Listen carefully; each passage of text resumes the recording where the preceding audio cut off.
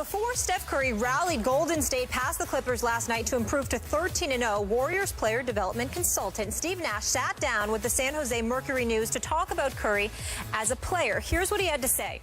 I wouldn't compare him to Michael Jordan. I wouldn't compare anybody to Michael. But I would say Steph is turning into a historical category of his own. In a way, I think he's unlike anyone else. His ability to make shots and still handle the playmaking duties is historic. He's maybe as skilled a player as we've ever had in this game. Stephen A., high praise. What do you make of these comments? I have no problem with it. I said it. I stated on the record nearly 2 weeks ago. I think Steph Curry right now is the best player in the world. And that includes LeBron James. It includes Kevin Durant.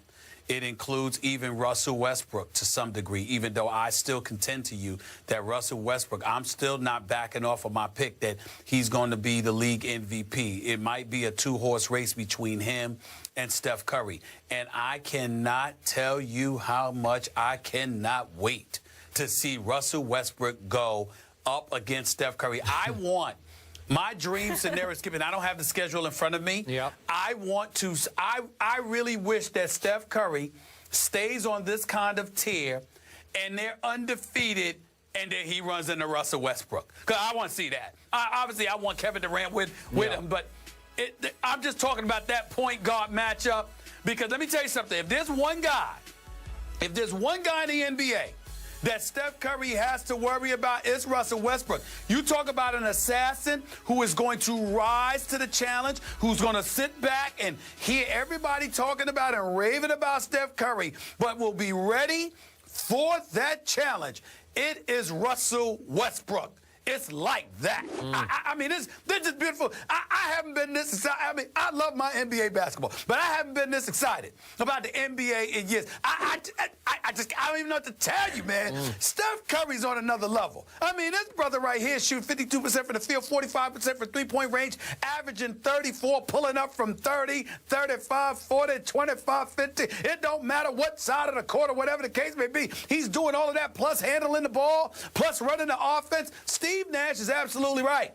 And I'm going to tell you something right now. If you want to think about the quintessential point guard in terms of getting other people involved, there's only one Magic Johnson. But if you're talking about actual skills, I challenge anybody to tell me if you've seen anybody better than Steph Curry, who can shoot the ball like this, and by virtue of his marksmanship, his ball handling ability, plus his cerebral understanding of the game and what he's able to do because of his ability to shoot so well, in a different kind of way, he has the kind of profound impact on his teammates that Magic Johnson had, that Michael Jordan had. How else can you explain how Draymond Green can be your 5 and Andre Iguodala can play your 4, Harrison Barnes can play your 4, your 3, and you're getting away with that lineup and winning games like this? Certainly the rules changes in the NBA have something to do with this, because if Steph Curry was playing back in the day that Michael Jordan was playing and Magic was playing, they will tell you he'd have got hurt. Somebody hurt him already. They'd have been like, look,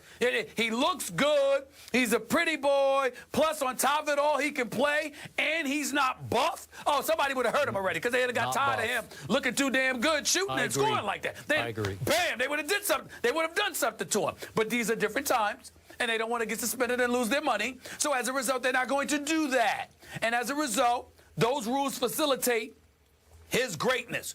Right now, Steph Curry is the best player on the planet. That includes LeBron James, all due respect, because LeBron James can't do what he wants to do, what Steph does, and Kevin Durant doesn't want to bad enough what Steph Curry does. But Russell Westbrook does, and I can't wait for that. I don't care where I'm at, Skip. I'm going to have my chair. I might go to the game, but if I don't go to the game, I just watch the I will be sitting down to see Russell Westbrook against Steph. We get that. All right, back to Steve Nash.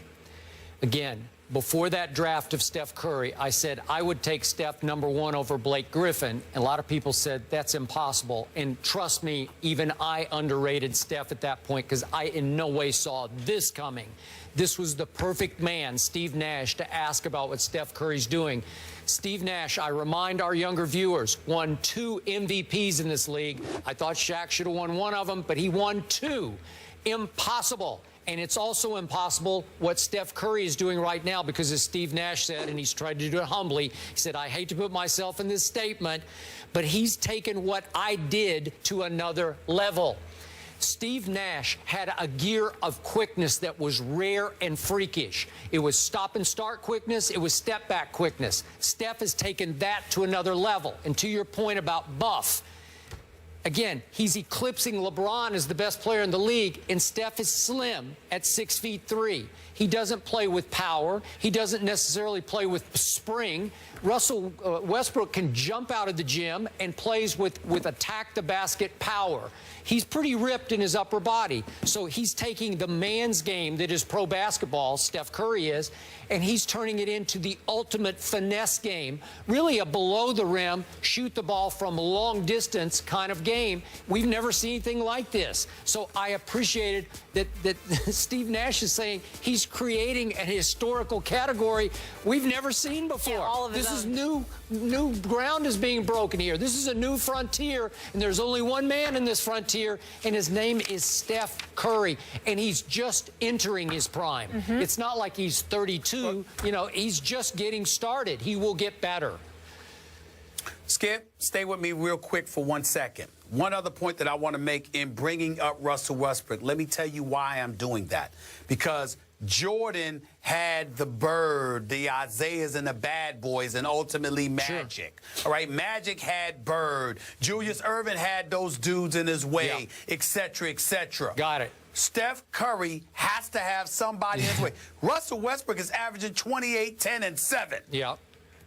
Okay. And he's an assassin. So watching Steph go up against him is going to also tell us a lot, too. All right. That's what I'm saying. I got it. It's going to tell us a lot. It will. Uncharted territory for Steph Curry, just dominating everybody. You know who can relate to that? Tom Brady. And Rex Ryan has to go up against him this week. And usually Mr. Media friendly. Yeah, this time he is not having it with the New England media. We'll tell you what happened after the break. First Take is brought to you by Joseph A. Bank, the answer to quality men's attire since 1905. And 5 Gum Truth or Dare. Are you game? You guys always say that I'm obsessed with them and all that. You guys are obsessed with them, not me. But you're the ones who talk about them every single day. We prepare for them the same way we prepare for every team that we face. Do I obsess with them and all that? You guys write about, yeah, I've lost 7 of 8, so why are you even talking to me? We got no business being on the same field. That's what you said. I've lost 7 of 8 against them, so don't talk to me. Rex Ryan getting testy with the New England media during a conference call on Thursday. Skip, what's your reaction? Stephen A., my reaction as a Brady fan is it scared me. I thought that was real. I thought that was Rex at his best. Rex at his scariest to me, again, as a Patriot supporter, is not showman Rex, carnival barker, look at me Rex. It's angry Rex, and that was legit anger there. And I'm going to tell you, I'll preface what's going to happen Monday night in Foxborough by telling you the scariest game to me left on the schedule is not at Denver, it's not at Jets, it's not even at Dolphins, that last game. It's this one on Monday night in Foxborough, because I think the team built the best with the right attitude and the right quarterback to upend Tom Brady and company, and their 16-0 pursuit will be this team and this coach in this mindset. That's fair enough, but I think one of the things you're missing, Skip, is that anger that Rex Ryan feels inside of him. You know, he's a bit delusional, or trying to give off, delusions of grandeur when he talks about how he's not really paying attention, to the fact that, he's treating them like any other team.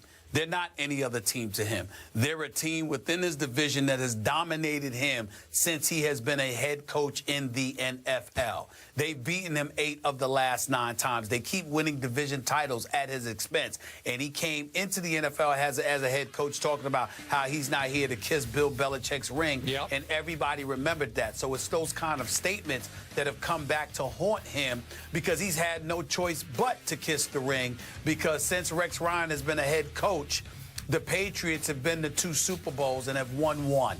And they keep winning the division every year, where that's not the case for him. So they're not only successful, but they're successful on his watch, within his division. Yep. and all the bluster and bloviating has amounted to nothing.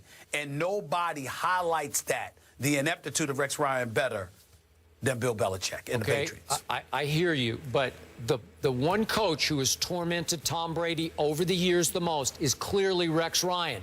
Now, he did bloviate ahead of the game early this year at Buffalo, and he got it stuffed right back in his face by one of the great Brady regular season performances of his entire career. But it was 40-32. Tyrod scored 32, some of them late.